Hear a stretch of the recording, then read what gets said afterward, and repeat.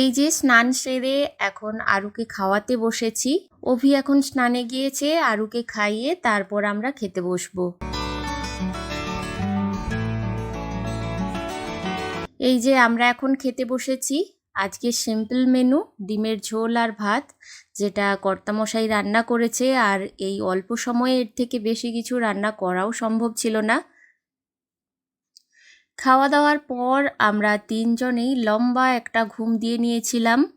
এখন বিকেল 5টা মতো বাজে। মেয়েকে প্রথমে রেডি করে দিলাম। সে তো তার মতো দুষ্টুমি করেই চলেছে। এখন আমি রেডি হব। এই যে আমরা এখন রেডি। দেখি সামনেই কোথাও ঘুরবো। আজ দূরে কোথাও যাওয়ার প্ল্যান নেই।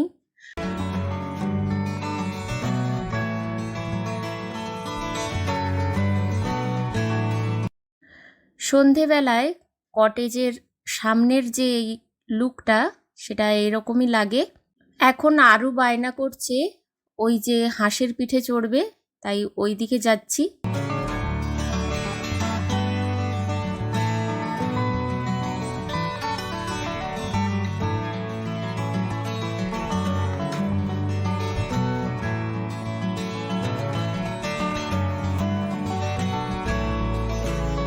দেখেছেন মেয়ের কাণ্ড, ভয়ে বসতেই চাচ্ছে না, অথচ ওঠার ইচ্ছে।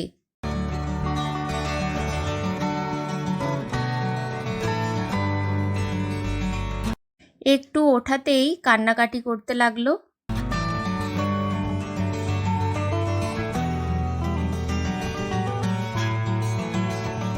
ওইটুকু উঠেই সে নেমে আবার আনন্দও করছে।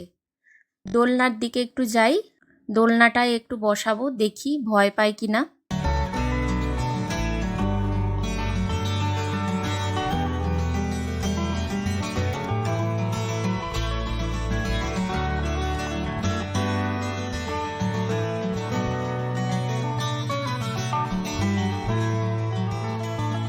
ব্যাস, দোলনা চড়া শেষ।